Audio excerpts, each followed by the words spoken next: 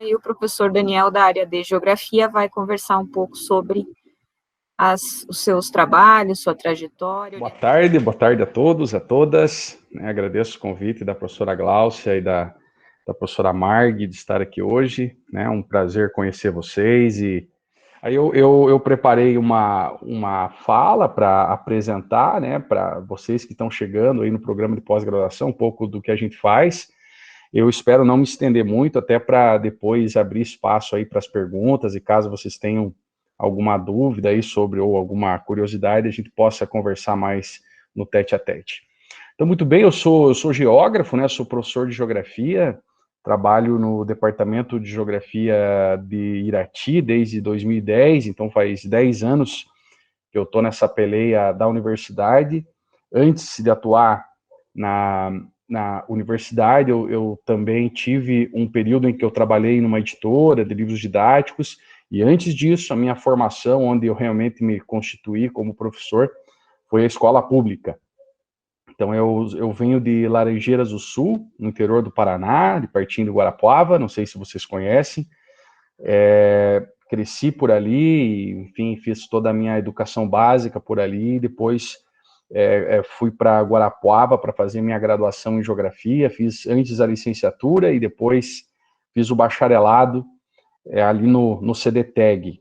Na verdade, meu curso iniciou no Santa Cruz e depois fomos para o CDTEG, porque na época isso foi um baque para todo mundo, porque os bares estavam todos no Santa Cruz, Então, quando a gente foi para o CDTEG, realmente teve muita gente em abstinência por um tempo, mas logo a gente foi dando um jeito aí nas festinhas, entre a gente, para conseguir fazer acontecer também as confraternizações. Acho que são uma parte importante também da vida acadêmica, acho que existe ali um outro aprendizado. É uma pena que nesse momento, de pandemia, a gente não possa estar fazendo isso. Muito bem, então a minha graduação foi em Geografia, e comecei como professor, trabalhando numa escola particular em Guarapuava.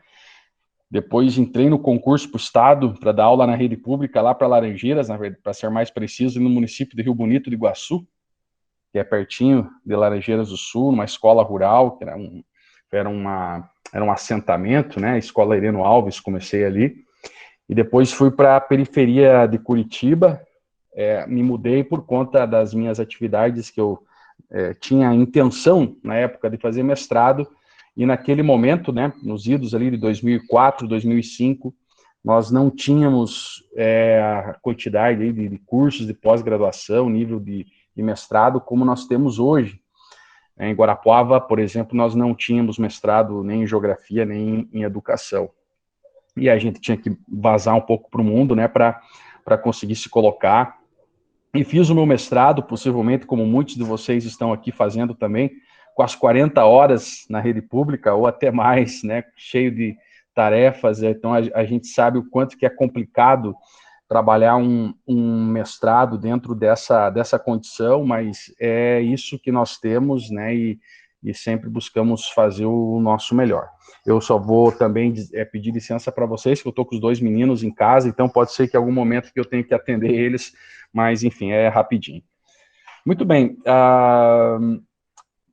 Mudando para Curitiba, eu tinha a intenção já de entrar no programa de mestrado, em Geografia, e isso aconteceu, foi lá em 2006, 2007, na verdade, quando eu ingressei, então trabalhava na escola às 40 horas e tentava fazer o mestrado, E aí eu vou projetar para vocês aqui, porque eu acho que é o que mais importa mesmo. Eu não sei se você concorda com as escolhas que eu fiz, professora Gláucia, mas eu pretendo falar um pouco do meu trabalho de mestrado, como que aconteceu, depois falar um pouco do doutorado e como que esses trabalhos até hoje acabam orientando aquilo que eu faço, e eu vou demonstrar alguns projetos em andamento dos orientandos e meus pessoais, assim, para que eu possa traçar um panorama de como a minha formação na pós-graduação contribuiu na minha formação enquanto pesquisador, e eu creio que seja interessante, pelo menos dentro da proposta que me foi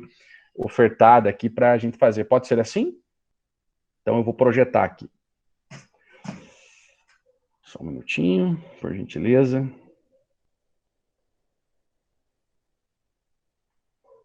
Vamos lá.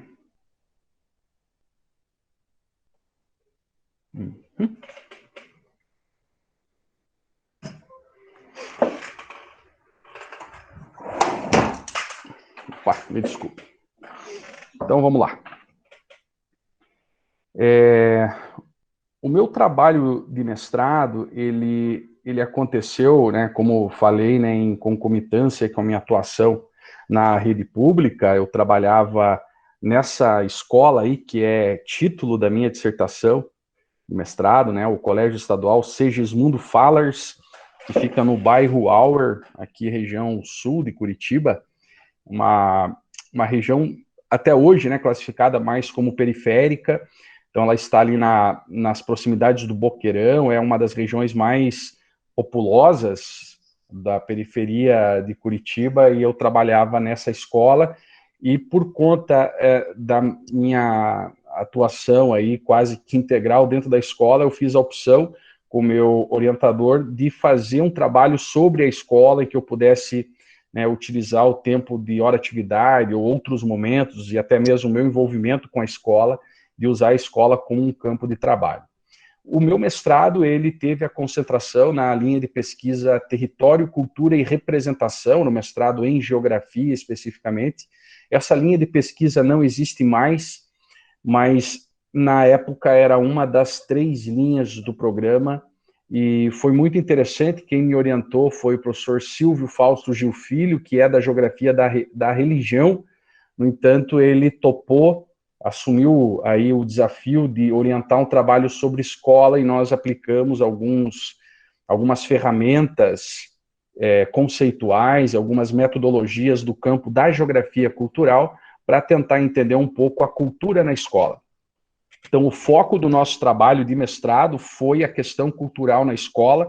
Uma das referências importantes que a gente utilizou no trabalho foi Michel Maffezoli, e ele fala da tribalização das relações sociais. Então, eu cheguei em Maffezoli porque, na época, na escola, havia e acho que hoje ainda é um pouco assim, havia uma profusão, assim, um contexto muito rico de relação entre diferentes grupos sociais dentro da escola, e grupos que a gente poderia classificar como de interesse estético. Maffezoli coloca um pouco isso sobre esse processo de tribalização das relações sociais, e como uma característica da socialidade contemporânea, ou da forma dos sujeitos se reunirem em grupo na contemporaneidade, as tribos urbanas, né, as tribos sociais, são um fenômeno bastante representativo, né, como uma forma contemporânea de reunião. É assim que ele trata.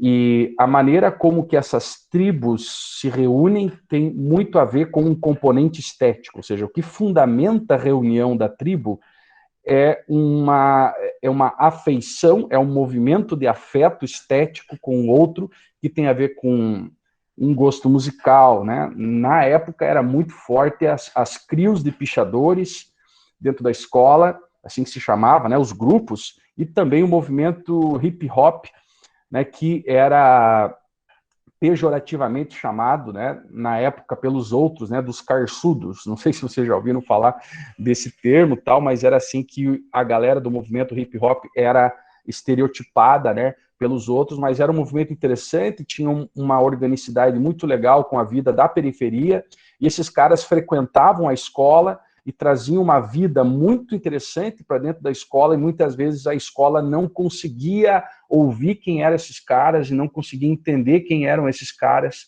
e a gente tentou estudar isso, né? Como que essas tribos conviviam dentro do espaço da escola, e a partir disso a gente aplicou um conceito, na época, que é da geografia cultural, que se chama espaço de representação. Mesmo entre nós geógrafos, é um conceito muito pouco estudado.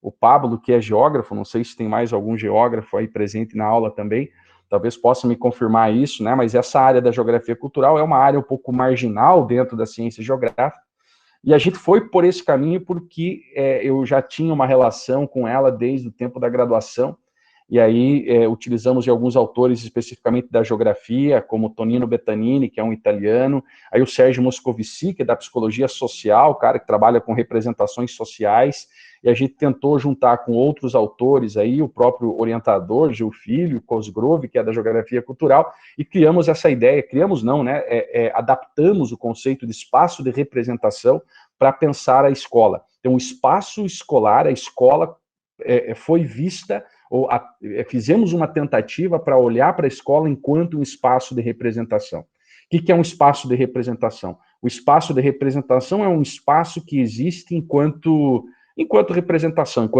enquanto ideia, né? É um espaço de significação. É como se a escola virasse um monumento das tribos, né? E as tribos, ao disputarem o espaço da escola, atribuem significados à escola que vão muito além daqueles que são atribuídos pelo mundo da instituição. Ou seja, os professores, a direção, as pedagogas olham para a escola de uma determinada forma e constroem o significado sobre a escola, que é muito diferente do significado construído pelos estudantes. E então a gente procurou trabalhar com essa pegada. Não vou falar aqui de todo o processo, mas apresentar o tema, e o que eu gostaria de destacar é que desde esse trabalho do mestrado, esse tema da cultura e da representação é recorrente nos nossos trabalhos ali em Irati, e nós temos uma preocupação que é bastante central com essa questão da cultura que frequenta a sala de aula.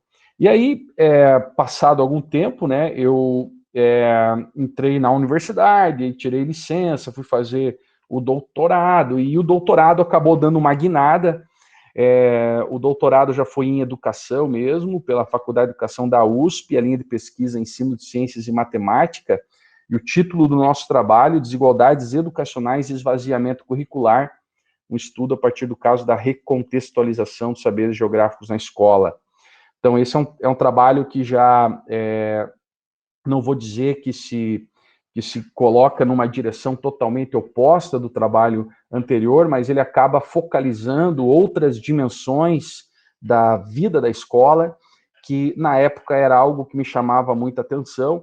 Eu entrei lá na USP em 2013, se eu não estou enganado, 2013, 12 para 13, e fui encerrar a minha tese lá para 16, para 17, 2016 e 17.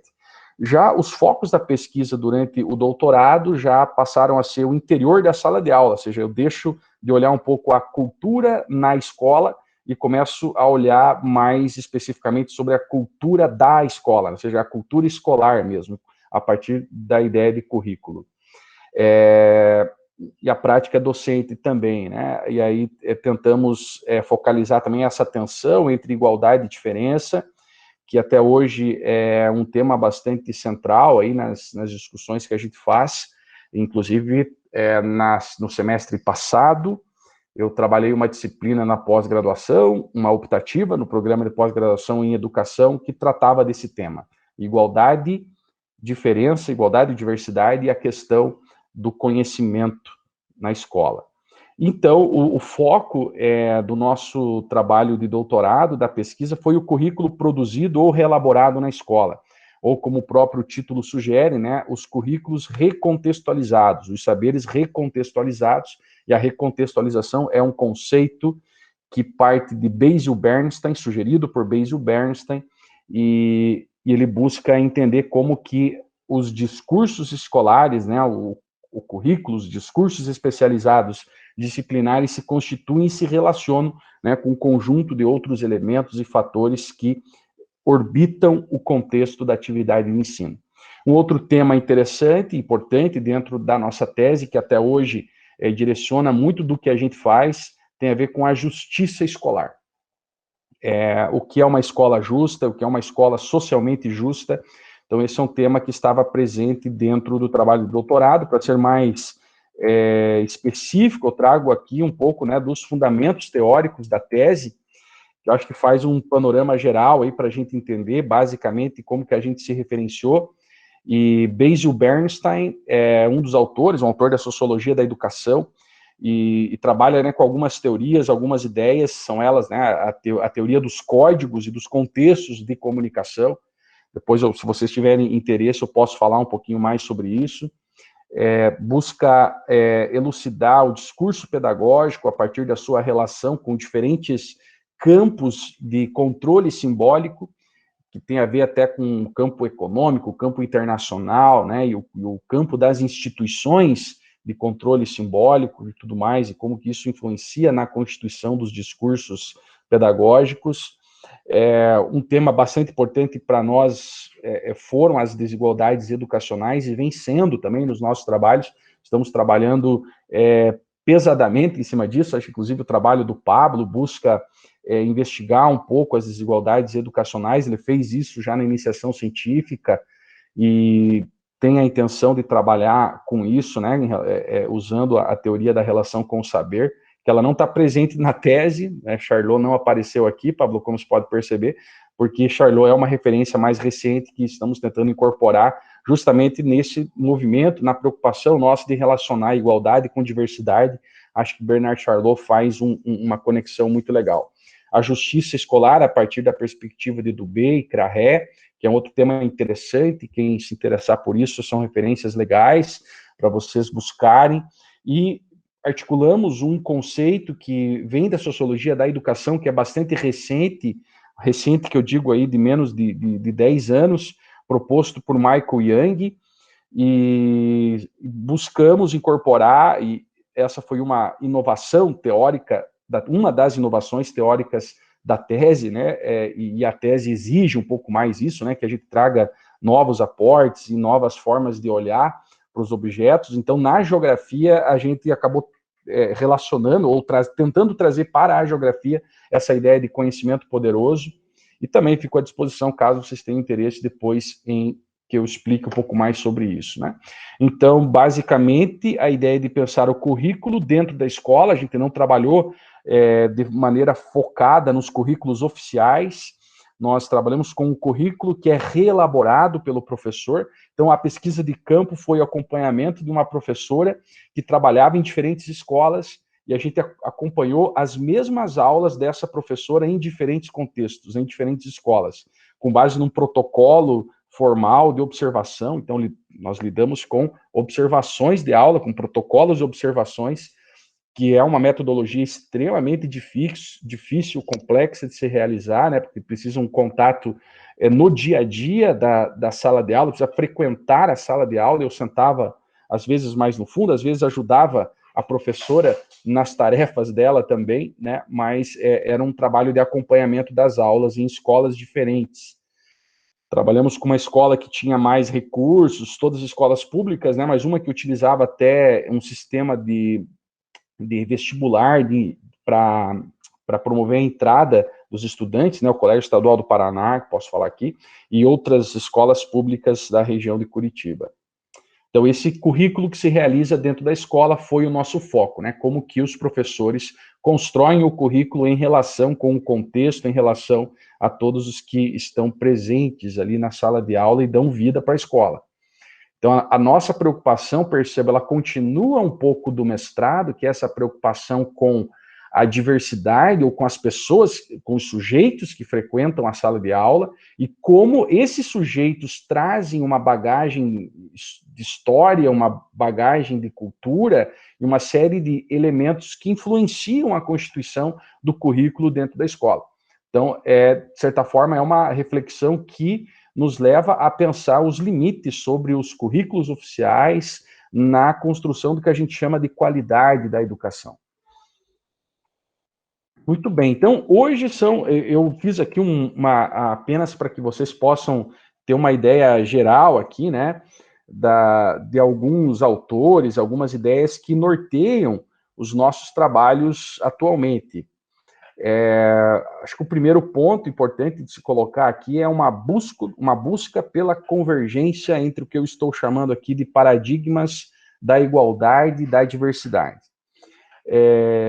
Eu gostaria de falar um pouquinho sobre isso, até porque é um dos temas, uma das questões centrais aí que envolvem o nosso trabalho, né? E vocês já percebem ou vão perceber de forma mais conscientemente, tanto no âmbito das disputas acadêmicas, isso ocorre também quando se colocam aí discussões sobre currículo, sobre o papel da escola, sobre para que serve a escola.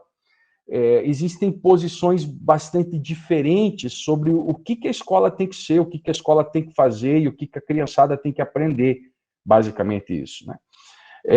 Existem posições que estão muito mais centradas no que eu estou chamando aqui de paradigma da igualdade, e existem posições de acadêmicos, professores, e vocês vão encontrar esses professores no nosso programa de mestrado. Nós temos vários exemplos de pessoas que se posicionam de maneira diferente, e isso é natural, é importante e é muito salutar, porque isso faz parte da própria diversidade que existe no mundo da academia, né, e das posições sobre esse objeto, sobre essa dimensão dos estudos sociais que é a escola. A escola é um contexto, é um ambiente que permite uma diversidade muito grande de trabalhos e de posições sobre ela. Mas, basicamente, existem os intelectuais mais interessados com o paradigma da igualdade ou dos problemas de desigualdade que a escola gera, enquanto existem outros autores, outras escolas, outros movimentos que estão muito mais assentados sobre a preocupação, né, da diversidade, em torno das questões de diversidade. E, ao nosso ver, e com base em vários autores que a gente utiliza nas nossas pesquisas, nós entendo, aí falo particularmente como professor, não só enquanto grupo, né? Enquanto grupo nós entendemos, mas enquanto professor, eu entendo que há uma necessidade de tentarmos articular, de tentarmos dialogar o que vem sendo chamado até pelo Boaventura como políticas de igualdade e políticas de diversidade. E para quem atua na escola, para quem já atuou na escola, sabe muito bem disso, né? O quanto que nós percebemos que sem o acolhimento, sem a valorização daquilo que as pessoas são, daquilo que os sujeitos se constituem enquanto identidade, nós dificilmente conseguimos chegar até eles. Nós dificilmente conseguimos fazer com que a escola cumpra o seu papel. Ou seja, isso é uma questão de diversidade. Mas, ao mesmo tempo, nós temos a preocupação também com as desigualdades de acesso ao conhecimento. Ou seja, o que nós precisamos considerar enquanto aquilo que é comum, aquilo que é um direito de aprendizagem. Será que é um direito de aprendizagem dos sujeitos, por exemplo, aprender como se usa um mapa, pensando no caso da geografia, ou entender como que funciona o código matemático, ou ter acesso ao que foi produzido, dos discursos sobre a história do Brasil, do mundo, né, dos diferentes povos e grupos, né, que compõem aquilo que a gente chama de humanidade. Ou seja, essa tensão entre aquilo que é comum ou aquilo que deveria ser direito de todos e aquilo que deve ser específico para cada grupo é uma tensão que está presente nos nossos trabalhos hoje, ou seja, a preocupação com a igualdade e a preocupação com a diversidade. Boaventura de Souza Santos tem uma frase que eu acho que sintetiza muito isso, talvez o Pablo já conheça ela, que é a ideia de que temos o direito de ser iguais sempre que a diferença nos inferioriza. Mas nós também temos o direito a ser diferentes sempre que a igualdade nos descaracteriza. É isso que fala Boaventura, né? Ou seja, se a igualdade nos coloca tudo no mesmo saco, né, e nos trata de maneira indiscriminada, sem reconhecer as especificidades que temos em relação ao outro, neste momento nós temos o direito de reivindicar pela diferença. Ou seja, é o direito à diferença. Nós temos o direito de ser diferentes.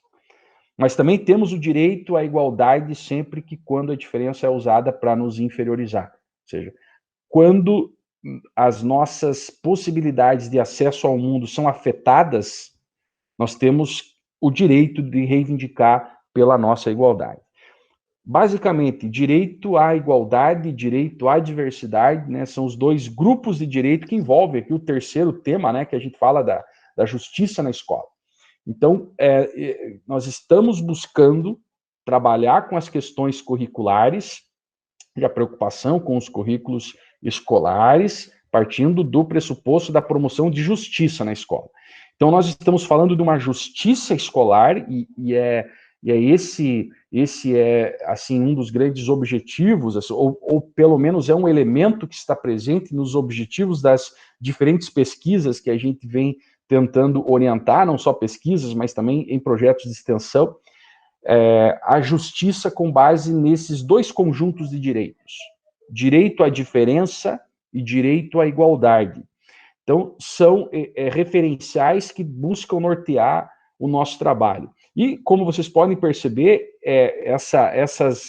esses elementos, eles estão presentes lá no trabalho de mestrado, estão presentes no trabalho de doutorado, e acho que aqui a gente fecha uma ideia, ou pelo menos uma chamada de atenção, para que vocês agora, como mestrandos, e entrando, né, nesse mundo, nessa peleia da carreira acadêmica, possam refletir sobre o trabalho de vocês e sobre como o trabalho de vocês pode influenciar na constituição da identidade de vocês enquanto pesquisadores, enquanto professores, enquanto acadêmicos.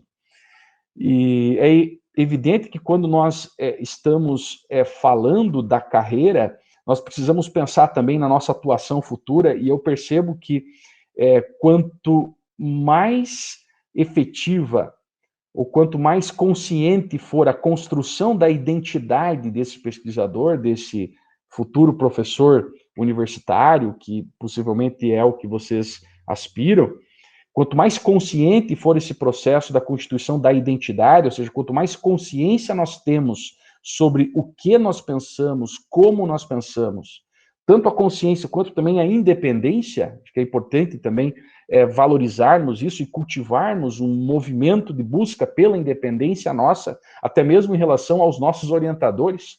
E aí fica a dica, né, para o nosso amigão Pablo aqui, porque ele também precisa buscar a independência dele e um caminho pelo qual ele vai construir a própria identidade, a própria maneira de olhar para os problemas que se colocam na frente dele. Isso serve para todos, e essa foi a maneira com que eu venho, está sendo, né, a maneira com que eu venho pensando as questões aí que são colocadas diante da gente. Então, além dessa busca pela convergência entre o que eu estou chamando aqui de paradigma da igualdade e da diversidade, e da questão da justiça escolar, né, alguns autores que eu coloco aqui como referência para a gente pensar essas questões, eu também trago aqui um segundo tema, né, um segundo referencial norteador, que tem a ver com a compreensão do papel da escola e da educação geográfica para o que eu estou chamando aqui de manejo de contextos. Eu posso depois falar a respeito disso, né, mas basicamente a ideia de manejo de contextos é uma ideia que está em Basil Bernstein, e ele defende o seguinte, que a educação ou a formação escolar, ela permite o acesso a códigos de comunicação, a formas de comunicação, e ele usa o termo códigos, que são regras de comunicação, que permite com que o estudante compreenda textos, enunciados, que se pronunciam fora do seu contexto de vivência, basicamente isso. Ou seja, existem diferentes códigos de comunicação, o que ele chama de códigos restritos e códigos elaborados. E ele defende que a escola precisa permitir que o estudante possa adquirir códigos de comunicação, ou seja, que ele entenda os textos, não somente no contexto de sua comunidade, mas para fora dela. Então, isso é uma das grandes contribuições da teoria dos códigos de Basil Bernstein. Eu fiz um slide, Glaucia, mais para frente, que eu acho que eu comecei a falar sobre isso, acho que eu vou ter que finalizar então, sabe? Porque senão vai ficar pela metade. Mas, basicamente, a ideia de código de Basil-Bernstein é essa que vocês estão vendo aqui. Código é o que está invisível no processo de comunicação. E o código, como um sistema de regras, ele permite a construção dos textos. Então, o texto é o visível, o código é o invisível. Ou seja, tudo aquilo que a professora Gláucia fala na aula dela é aquilo que nós percebemos, aquilo que nós ouvimos, aquilo que nós anotamos. Esse texto que está na fala, está no texto escrito mesmo, né, da professora Gláucia, ele só vai ser compreendido se nós possuímos, se nós compreendemos o conjunto de regras que fundamenta a construção daquele texto. E aí tem a ver com a própria lógica da produção do conhecimento científico. Ou seja, os códigos que orientam a produção do texto científico não são os mesmos códigos que orientam a produção do texto cotidiano, aquilo que Vygotsky classifica como saberes científicos, saberes cotidianos, e Bernstein chama de discursos horizontais, que são os cotidianos, os discursos verticais, que eles possuem uma referência, né, com posições ou com ideias que estão consolidadas ou legitimadas dentro de uma determinada comunidade. Então, o texto é o conteúdo da comunicação e a gramática é o código, ou seja, e tudo isso forma o que Bernstein chama contexto de comunicação. E aí são os dois tipos de código, códigos restritos e códigos elaborados, né? Na orientação restrita, o código restrito se restringe a um determinado contexto específico de comunicação. Então, os significados, eles são particulares, eles dependem desse contexto e têm relação direta com a base material, ou seja, o saber popular, o saber cotidiano, ele se constitui sob a forma de códigos restritos, enquanto os discursos de ordem acadêmica, eles têm a ver com os códigos elaborados, com a orientação elaborada, onde os significados são universalistas e eles não dependem do contexto onde eles são ditos e não possuem uma relação direta com a base material específica. Então, esses são os dois tipos de códigos e a ideia do manejo de contextos tem a ver com isso. Quando nós aprendemos matemática, quando nós aprendemos química, quando nós aprendemos física, geografia, nós estamos adquirindo códigos que são referenciados em saberes considerados legítimos dentro de uma comunidade de intelectuais, dentro de uma comunidade científica. Ou seja, nós estamos aprendendo coisas que foram produzidas por outras pessoas. Ao aprendermos isso, nós temos condição de transitar por outros contextos que não sejam os nossos imediatos de vivência. Então, essa que é a ideia do manejo de contextos. Aprender conhecimentos novos não vai fazer com que a gente deixe de ser aquilo que a gente é.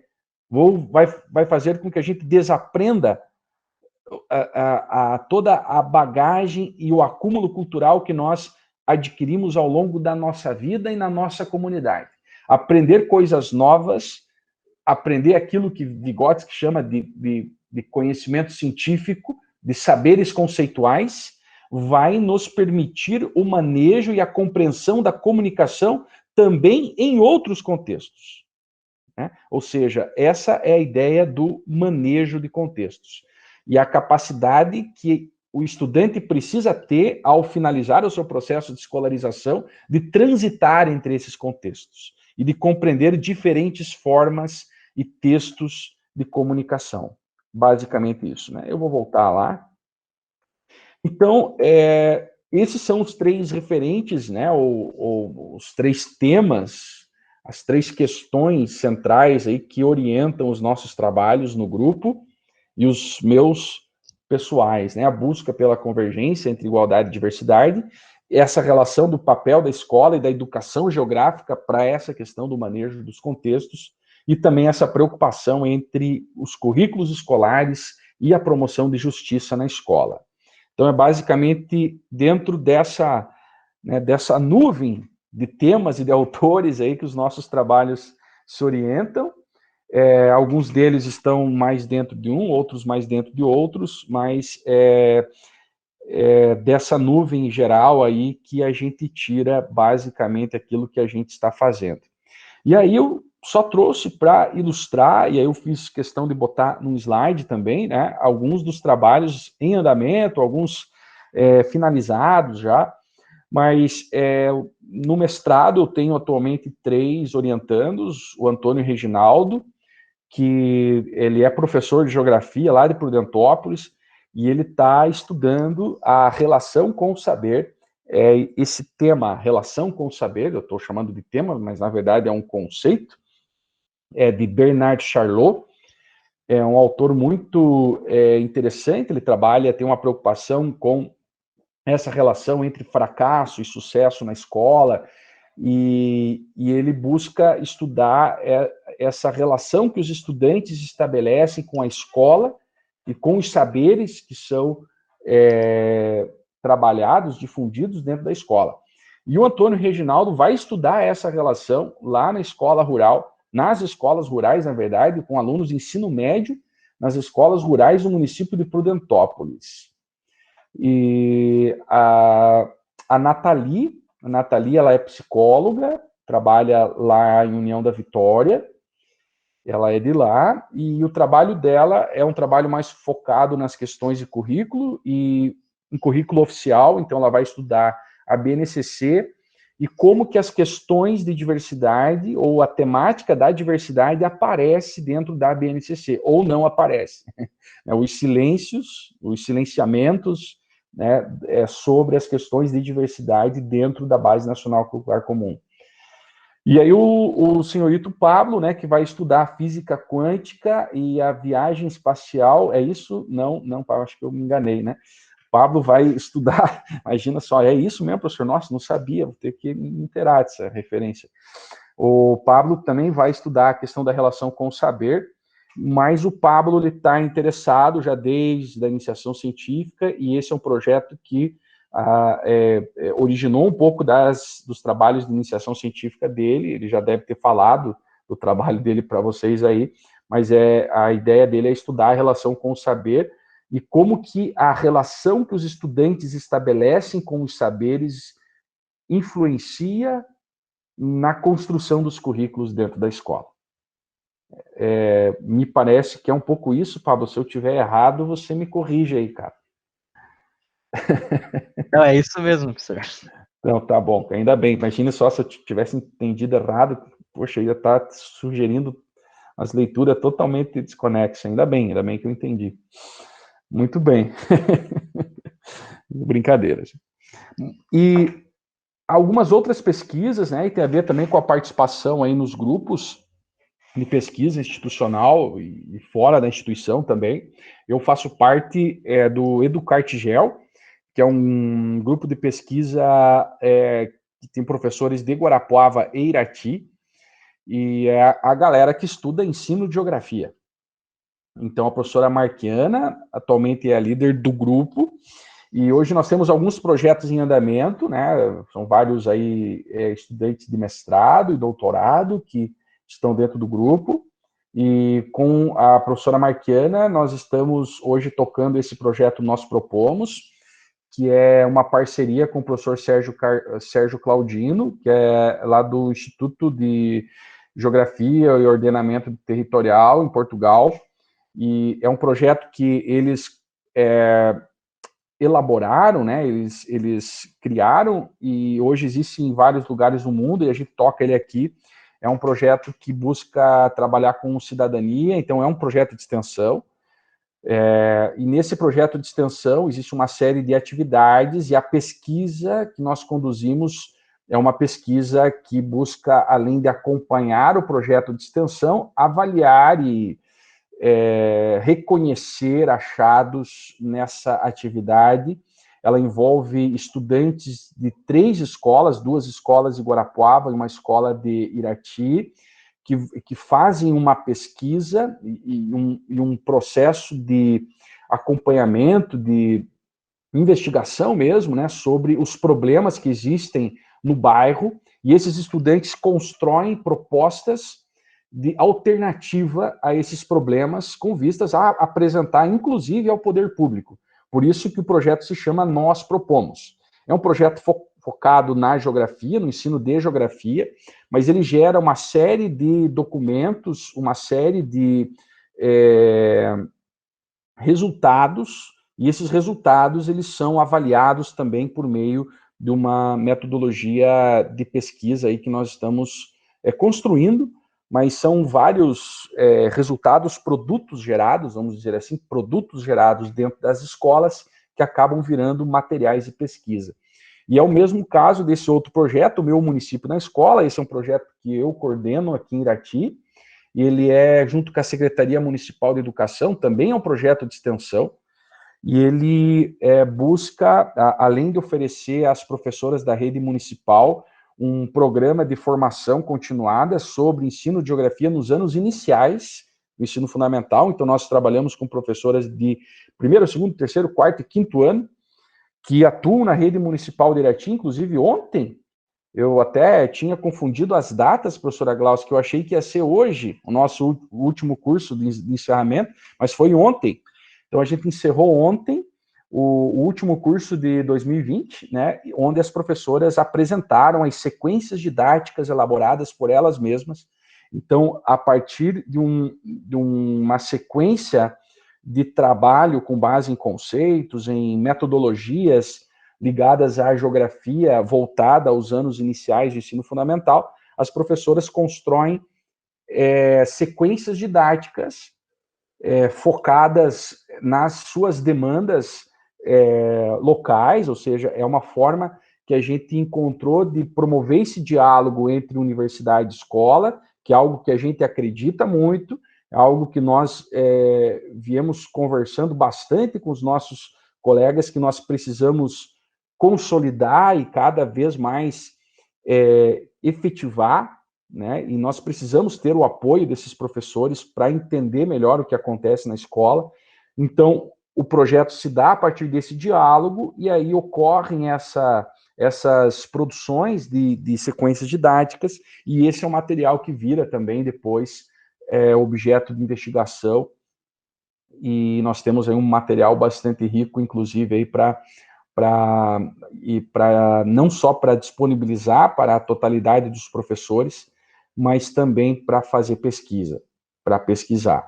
E todo esse material depois fica disponível, faz parte do projeto também a construção de materiais cartográficos voltados para os anos iniciais sobre o entorno das escolas. Então, há mapas e amostras de imagem de satélites, de imagens de satélites sobre o entorno das escolas municipais de Irati. E esse material todo é disponibilizado para as professoras para que elas possam desenvolver de maneira contextualizada a inserção dos saberes geográficos dentro das suas aulas. Então, basicamente, essa é a natureza do projeto Meu Município na Escola aqui. Eu estou vendo que tem alguns comentários no chat, mas eu não consegui ver, mas se for alguma questão, depois no final a gente conversa sobre elas. Também temos uma relação com o pessoal da rede latino-americana de ensino de geografia, na verdade, de didática da geografia, e temos um projeto em andamento, inclusive ano passado o professor Alejandro Pimenta e o professor Jaime estiveram, e a professora Raquel há 3 anos atrás esteve aqui também. Eles são professores da Universidade de Antioquia, em Medellín, Colômbia. A Universidade de Antioquia é a universidade pública, a principal universidade pública do departamento de Antioquia, do qual Medellín é a capital, né? Medellín é a capital desse departamento, né, que nós chamamos aqui de estado, unidade da federação, lá é departamento.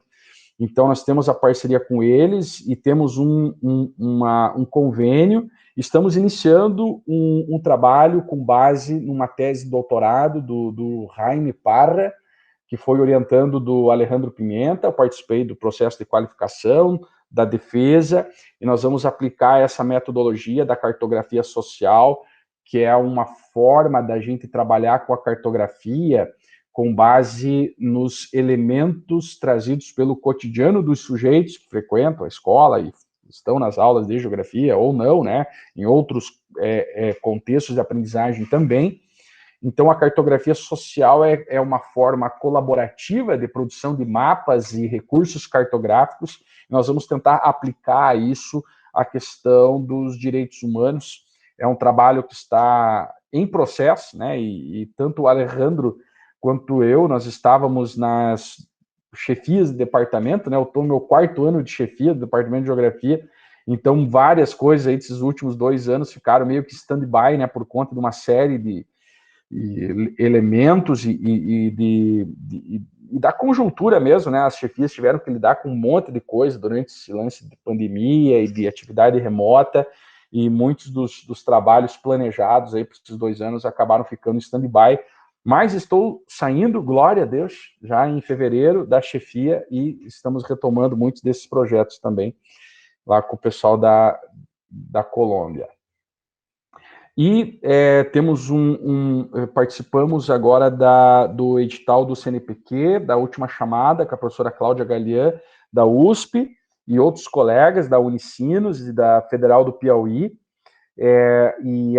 Nós fomos aprovados, mas não fomos contemplados com o recurso, mas mesmo assim pretendemos tocar o projeto, e é um projeto de análise dos currículos regionais, dos currículos estaduais, que foram elaborados com base na BNCC, e a ideia nossa é investigar a similaridade e as diferenças que existem entre esses currículos, e como que a BNCC permitiu ou não o exercício da autonomia, né, dos estados e dos núcleos regionais, no caso do Paraná, na elaboração desses currículos voltados para a região.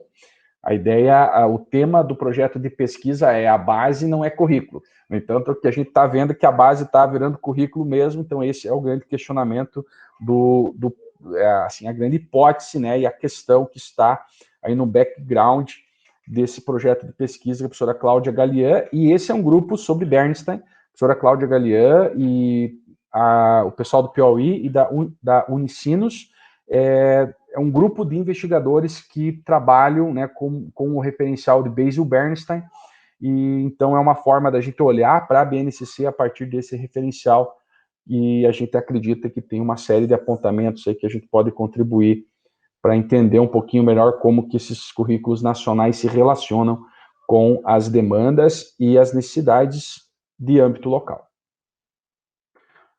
Professora Glaucia, eu tinha o plano de finalizar próximo das 17 horas mesmo, né? Eu deixo aqui um contato, né, um cartãozinho, e aí eu fico à disposição, caso alguém queira fazer uma pergunta, a professora Glaucia queira que eu aprofunde alguma questão em particular, aí ficamos à disposição. Obrigado. Obrigada, Daniel. Que bacana, prazer ter você aí com a gente. É muito bacana ouvir uma perspectiva diferente, né? Uma perspectiva, quando se fala da perspectiva de igualdade, né? Tem uma citação da Guiomar Mello, né, da USP, em que ela fala que hoje se tornou revolucionário você afirmar que o papel da escola é ensinar, e ensinar bem, né? Então, isso não, de forma nenhuma é desqualificar a ideia do acolhimento, e que é algo necessário num país de desigualdades como o nosso, né? Mas a gente precisa retomar essa ideia de que o papel da escola é ensinar, de que nossos alunos têm o direito de conhecer os códigos que podem colocar eles em um outro espaço, né? Isso é revolucionário, ensinar é revolucionário hoje, ensinar bem é revolucionário, né? Então, acho que é muito bacana quando você traz essa perspectiva da igualdade, né? No sentido de que tem coisa que todos têm o direito de saber, de ter acesso a esses códigos que nos possibilitam aí, quando adultos, ocupar determinados espaços, né? Então, acho muito bacana essa tua, né, quando você traz esse outro olhar aí para a ideia, né, do conhecimento escolar e do próprio papel da escola, né. E, gente, eu também queria comentar, né, o professor Daniel também foi coordenador do PIBID durante algum tempo, né, Daniel, e vejam como hoje a gente percebeu na fala da professora Carla, na fala da professora Michele, enquanto militante do sindicato, dos movimentos sociais, enfim, e na fala do professor Daniel, essa relação que os professores do programa têm estabelecido com as comunidades, né? Isso é algo, assim, a gente não está tratando aqui, pessoal, e falo isso num sentido de um autorreconhecimento, né? Nós não estamos tratando de um programa de educação de doutos teóricos que ficam sentados atrás das suas mesas, né? A gente está falando de gente que arregaça a manga e propõe, né? E propõe. A professora Carla hoje trouxe vários exemplos dos eventos que organizou e das ações sempre muito propositivas, né? A gente criou um material para o ensino dos alunos com altas habilidades, nós estamos propondo um curso para os professores, então a Michele, né, com toda a Michele não precisa de grandes apresentações, né, porque eu acho que falar no nome da Michele, a gente já sabe o que ela faz em termos de militância mesmo pela educação, e aí você vem e nos traz, né, tua experiência, um curso de capacitação para os professores da rede pública de Irati, um projeto Irati Guarapuava, né, com essa questão de você uma formação política mesmo dos alunos, né, em propor a piazada da educação básica propondo soluções, né, para os problemas que eles enxergam Então, eu acho que é um pouco nesse sentido, sabe, gente, de chamar atenção que assim, a gente tem um programa realmente que a galera, os professores que vocês têm aí, que a gente conheceu, são professores que estudam, né, que têm um aprofundamento teórico e que estão na rua, e que estão fazendo curso, e que estão propondo ações, né. Então, realmente, eu vejo um programa muito propositivo, a gente tem professores muito propositivos no PPGE, e é muito bacana, realmente, você compartilhar isso com a gente. Legal, legal. Assim, Gláucia, para mim, hoje, a extensão, e eu venho procurando aprender mais sobre extensão e, principalmente, aprender a fazer extensão. Eu creio que a extensão é uma fonte muito interessante e central mesmo, assim, de referências hoje para o meu trabalho. Então, eu venho aprendendo muito nesse contato com as professoras e venho, inclusive, entendendo melhor o que é a universidade a partir dessa tentativa nossa de articular o ensino, a pesquisa, a extensão. Então, eu tenho um trabalho de iniciação científica do Alex, que finalizou o ano passado, que ele fez a iniciação científica com base nos materiais, ou seja, ele analisou os materiais produzidos pelo projeto de extensão. Ou seja, é um exemplo assim, de como que a extensão é um lugar interessante, assim, de geração mesmo de conteúdo para as nossas pesquisas, e eu vejo que ensino, pesquisa e extensão precisam estar juntas, porque é daí que vai sair uma compreensão da realidade de maneira contextualizada e de maneira que respeite mesmo aquilo que as pessoas precisam, isso só tende a dar mais legitimidade, mais coerência para o nosso trabalho. Então, realmente, eu percebo, assim como você, que no PPGE tem bastante gente trabalhando nessa interface. Esse trabalho que você faz com o circo algo muito legal também, e a gente reconhece, né? E é um trabalho reconhecido pela profundidade que ele tem, e outros tantos, né? Outros tantos trabalhos de extensão aí que são bacanas nesse sentido. E acho que isso passa uma mensagem para quem está entrando no mestrado agora, que é essa mensagem de que, sim, o que a gente está fazendo aí tem a ver com a nossa carreira, tem a ver com o diploma de mestrado, tem a ver com crescimento pessoal, o que eu vou aprender, mas passa uma mensagem que a nossa atividade enquanto intelectual precisa ser, e ainda mais agora mestrandos, né? Mestrandos intelectuais. Acho que, ou seja, nós estamos numa condição de pensar a sociedade, de pensar os problemas que existem na escola ou no entorno dela. Se nós estamos nessa condição, nós temos responsabilidade sobre o que acontece dentro da escola. Ou seja, é uma universidade pública, né? Existe investimento público que está financiando o lugarzinho de cada um de nós aqui. Então, acho que a mensagem que tudo isso traz é que a nossa atividade intelectual precisa estar relacionada com aquilo que as pessoas sofrem, com o anseio de todo mundo, né? E aí que vem essa nossa preocupação com igualdade e diversidade. E aí tem um texto do Libânio também, que os meus orientandos conhecem esse texto muito bem, especialmente Pablo, que trabalhou diretamente com isso. Libânio fala da dualidade perversa da educação brasileira. E da onde que ele tira essa ideia da dualidade perversa? Ele fala da escola do rico e da escola do pobre. A escola do pobre oferece apenas acolhimento, enquanto a escola do rico oferece acolhimento e conhecimento.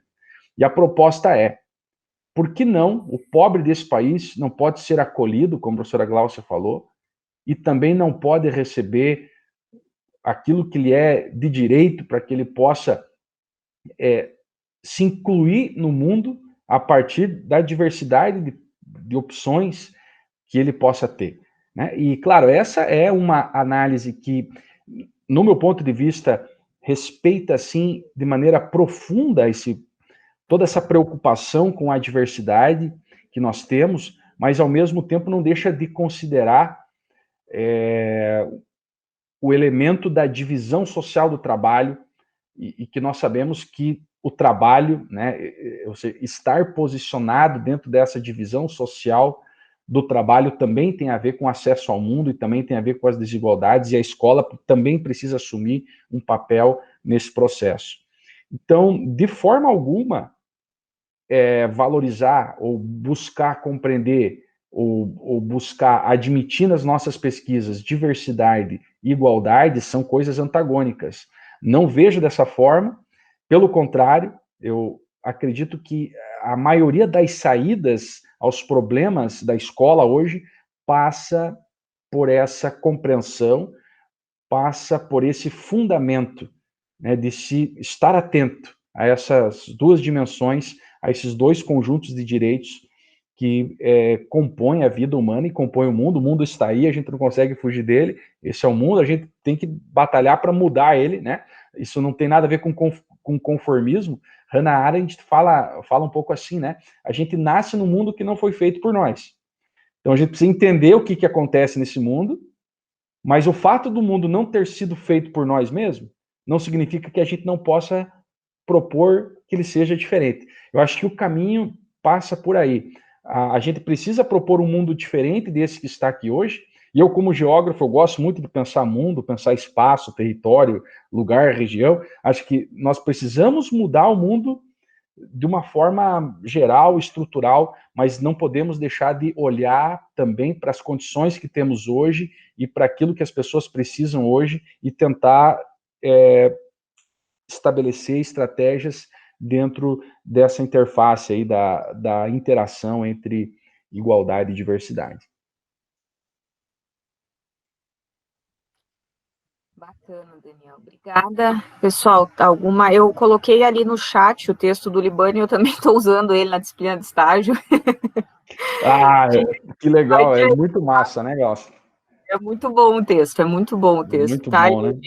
o link, né, se alguém Vamos tiver chamar interesse. ele um dia aí para ele falar. O Libânio, ele é esposo da Lana Cavalcante, e ela é uma super amiga nossa, e até eu conheci ele por intermédio dela. Ela é do ensino de geografia da Federal de Goiás mesmo, né? Ele tá por lá também, né? E quem sabe um dia a gente possa articular aí uma vinda dele para as nossas disciplinas lá. Acho que vai ser bem legal. Pensou? Vamos fazer um trabalho junto às nossas disciplinas, mais os PIBIDs, e tá feito a festa. Show. Eu tô no residência agora, mas dá mesmo. Então, eu também. Legal. Gente, alguma questão pro Daniel? Não muito difícil, senão não vou saber responder. Uma brincadeira, Daniel, pode ser difícil. Oi. Então, eu peço para você, a Michelle e a Carla também deixaram, se você puder deixar o seu e-mail ali no chat. Ok. Rápido, tá? E aí, estamos já no nosso horário, a gente, né, eu e a Marg também, né, agradecemos aí a sua disponibilidade, a gente sabe que está todo mundo super cheio de coisa nesse momento, essa finalização de ano, né, na verdade já foi um ano super atípico, mas ao mesmo tempo a gente vê que essa questão do remoto tem possibilitado algumas coisas, assim, a gente nunca conseguiu na disciplina trazer tantas pessoas, né, tantos professores diferentes para participar da disciplina, né, então tem sido, eu acho que até teve uma época que o Emerson deu essa disciplina, que ele convidou, então, os professores de Irati para falar, porque a disciplina aconteceu aqui, né, mas agora a gente conseguiu, então, realmente tivemos a participação de muitos professores, aí tem sido aí um momento bem bacana, né. Então, agradecer a tua disponibilidade mesmo e de compartilhar um pouco do teu trabalho com a gente. Imagina, eu que agradeço, Glaucio, poder falar com o pessoal e também parabenizo vocês por essa iniciativa, porque tenho certeza que para a galera que está entrando no mestrado agora, cheio de dúvidas e, enfim, cheio de questionamentos, acho que quanto mais ideia a gente escutar, acho que é uma referência a mais para a gente pensar o próprio trabalho. E, claro, tem que olhar para todo mundo de forma crítica, não acreditar muito, né, no que os professores falam, mas acreditar um pouco no sentido de olhar e refletir, né, e também pensar com autonomia o próprio projeto. Então, parabenizo vocês e desejo sorte a todo o pessoal que está entrando agora. Tenho certeza que vão fazer uma caminhada brilhante e vão ser grandes profissionais no campo da educação e vão contribuir muito com as escolas, com as universidades, com os locais de atuação onde vocês estarão daqui pouquíssimo tempo, ou já estão, né? Prazer em conhecer vocês, tudo de bom. Então, obrigada, gente, uma boa tarde a todos, bom restinho de semana e nos encontramos, façam o agendamento dos horários comigo e com a Marg e semana que vem nos encontramos, ok? Até mais, gente. Valeu, até mais.